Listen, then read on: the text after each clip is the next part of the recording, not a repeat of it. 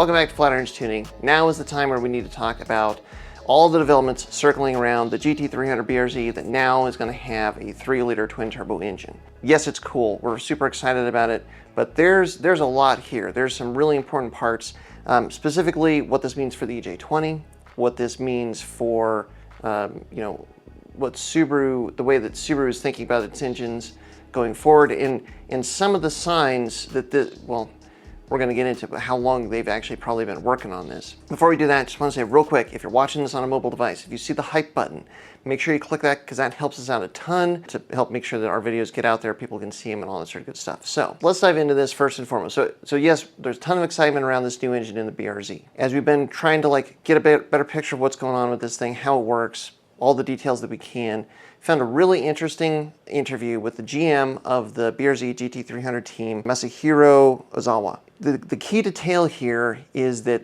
this engine did not come out of nowhere. In fact, they've actually been working on this since 2021. So there's actually been 4 years or so of development to get to this point where we are now actually seeing it. And that is in and of itself significant.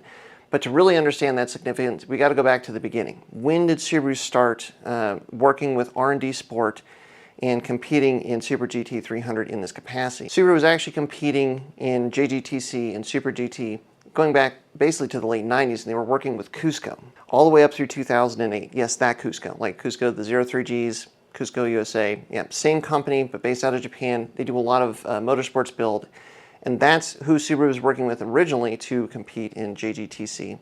But in 2009, which is the first year that they were out of the WRC, and I do think that's significant, they started working with R&D Sport, and they first developed a B4 Legacy to compete in the GT300 class. That car then turned into the BRZ in 2012 when the BRZ came out as the 2013 model. That was basically on the same chassis and a revision of that. The B4 Legacy started out all-wheel drive, then they converted it to rear wheel, then it became the BRZ. Then there was a second generation that was made when the new BRZ came out around 2021, I think, is the 22 model. And that's the one that we're now seeing today with the twin turbo engine in it. They actually won the championship in 2021 with the BRZ for the first time. So it took them 12 years working with R&D Sport to basically compete and finally win the championship in their car. There's significant, just in that, the fact that they put in 12 years until they actually won the championship. And I think at this point they've only won, I think it's 24 races in total, something like that. So they've put a lot of energy into developing this car, into this platform. I think it's worth mentioning that, the BRZ came out in 2013, and at the time,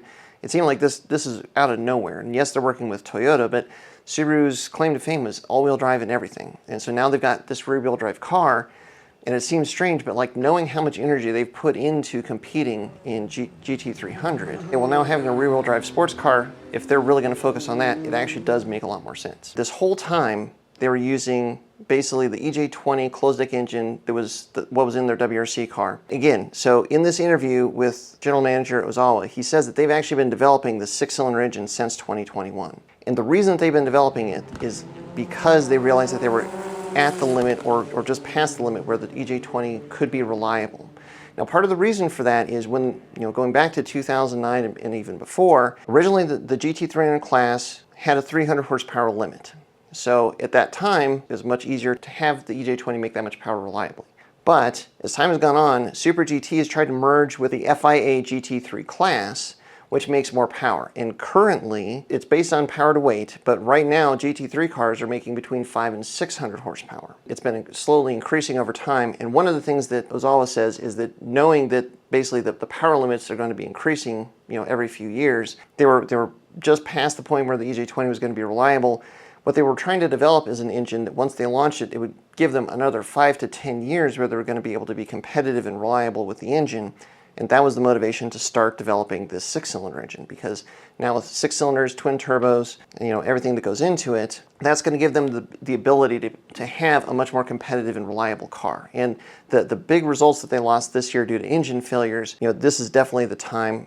It seems clear that this is the time to put in the new engine. So here we are. So this has been a long time coming, and now we're going to get this 6-cylinder engine in the BRZ. But I think that there's a lot of important things here. The first and foremost is the fact that Subaru has realized that they have now come to the limit of what the EJ20 is capable of, how reliable it can be. And it's very interesting that in a road race car at 500 to 600 horsepower, that's where they're realizing, even with their development, with their budget, etc., that is at or past the threshold where that engine can be reliable. And again, this is the closed deck EJ20 that they use in the WRC. And the timing when they started development is really interesting of 2021, because you go back to 2020, that's where we first saw the bespoke billet engine in the Air Slayer the Vermont Sports Car built. And it was very shortly after that that the Vermont Sports Car moved to the billet blocks in all of their rally cars. And so it seems like basically that right around that 2020-2021 mark, both in Japan in Super GT and here in the States at Vermont Sports Car, both of these motorsports arms of Subaru kind of realized that they had come to the limit or surpassed the limit of what the EJ20 closed deck could do, and it was time to look for something else. Vermont Sports Car with a 2.5 liter billet block that was all bespoke, and it sounds like in Japan in Super GT with R&D Sport, working on a 6-cylinder engine. So that, I think, is hugely significant, because this means that Subaru is now looking forward to the future, and they're kind of letting go of this EJ20. I mean, you figure this probably goes back to the mid-90s, maybe even early 90s, that they developed this closed deck block. And it took until, let's call it 2020, for them to finally realize, okay, we need to do something different. We need to move forward. So that, I think, is a huge step, because that means that Subaru is now really looking to the future to make more power reliably.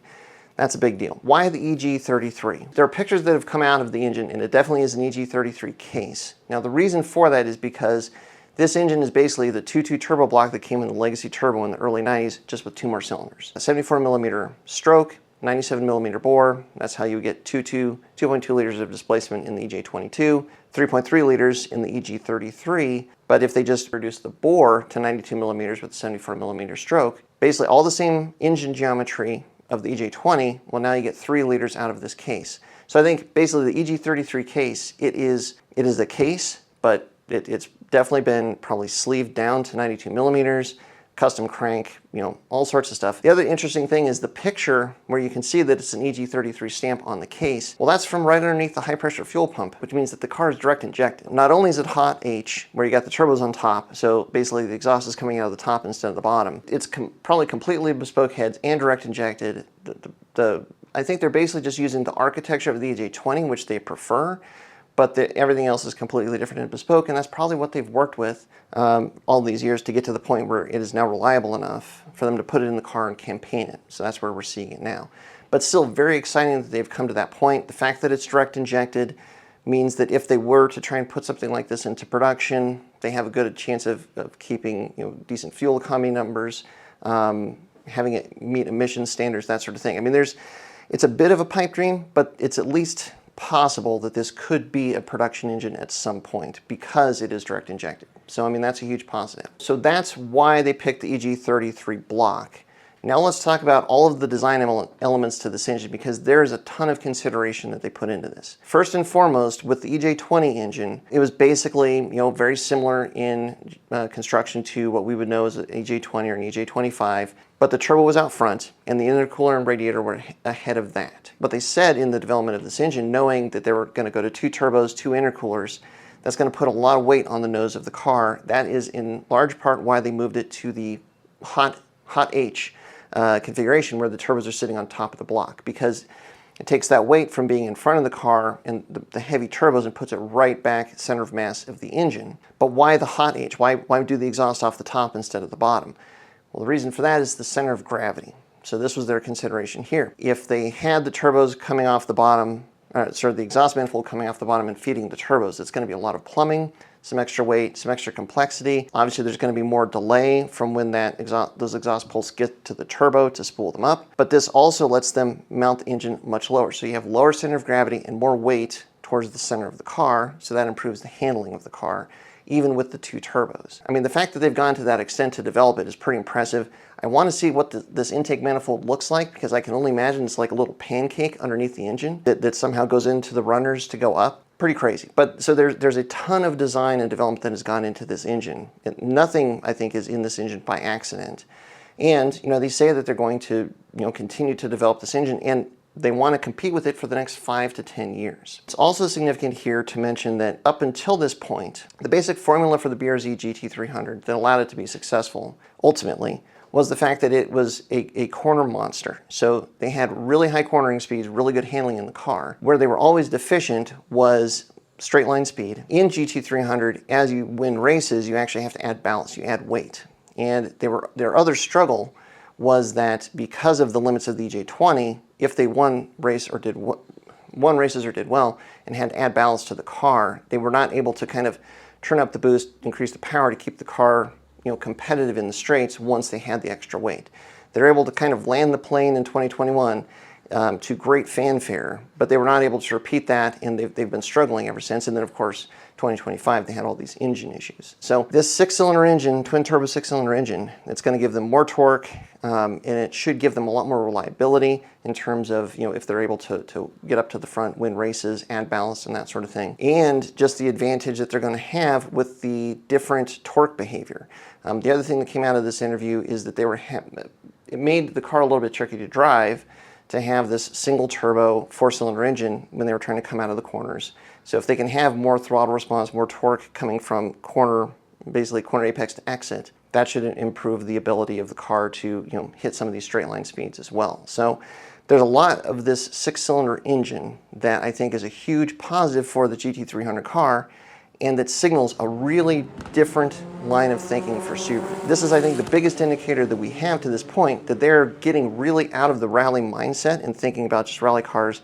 They're getting into a road racing mindset. They're now have completely developed this engine from a road racing mindset, and it's landing in the BRZ. To that end, the last very interesting detail that I think we have to consider here is this announcement that Subaru and Toyota are going to be parting ways on the BRZ going forward, because Toyota is going to partner with Mazda, and basically their next GR86 is going to be on the Miata platform, which, that's pretty close to the BRZ. Right now, as it sits, if you take the BRZ and the GT86 sales numbers and add them together, they are beating the Miata. They're outselling the Miata already. So it's interesting that Toyota would partner with the Miata, because it's a different car, it's a coupe, and it is doing better than the Miata already. But what's super interesting here is that Toyota is splitting from Subaru. Now, why could that be? It seems like there's a possibility that it's because Subaru, now having developed this engine with all of this mindset in place as far as why they need this different engine, more powerful engine, larger displacement engine, well, this would make, if they were going to put it in a production car, at a minimum, it would make a BRZ much more competitive with, say, a Supra, which of course Toyota's probably not going to want to do. And there's rumors that, actually there's no rumors, like basically Toyota is stopping their partnership with BMW on the current generation Supra, and now you've got this GR-GT that's coming out that's all Toyota built, which kind of leaves a vacuum open where Subaru could go in there with a BRZ that has this twin-turbo 3-liter flat-six engine, which would be amazing. You think about the fact that this class has now been, what Subaru has been competing in, this class is now a GT3 class effectively. If Subaru could make a GT3 car, I mean, if they figure out this engine, and it is as good as they think that it is, it absolutely could be a GT3 car. And if that was the case, whatever this would be, I think, would definitely make the BRZ the new flagship instead of the STI that we are familiar with, because of the power and the performance that this engine and the platform is probably going to have. I think that there's a chance, and that's why I'm mentioning here, that is what Subaru is thinking about with this car. When you think about all of the development that they've put into this engine, flipping, basically probably entirely custom heads, completely custom internals in this EG33 case. I mean, really, they're just using the base case framework and then completely reworking it to turn it into whatever this engine is. All of the development for putting the turbos on top, having this hot H setup, direct injected. If they're putting all of that R&D into it, there's not a guarantee that it would go into a road car. But if they could put it into a road car, it would make all that R&D make so much more sense and be so much more valuable. And can you imagine the car that we would get if they made effectively a GT3 BRZ? I'm not saying it's going to happen, but the pieces of the puzzle are there, and knowing what's going on between Toyota and Mazda, I think that the room is there too. Subaru, potentially has the room to fill with this gap. And boy, I'd sure be excited to see it. I think everybody would be excited to see it. And I think, to a large extent, turning the page and moving away from the rally roots and actually thinking forward, thinking differently, would be a huge step forward for Subaru. So where we're at right now is we know that this is the engine that's going to be in the BRZ GT300, and Subaru said that they want to use it and be competitive for the next 5 to 10 years, which is awesome. Cannot wait to see how this plays out. Could this end up in a production car? man, it sure seems like it'd be a shame to put all that time, energy, and money in developing this engine that is so bespoke and it seems like such a step forward for Subaru, and to not have it end up in a production car.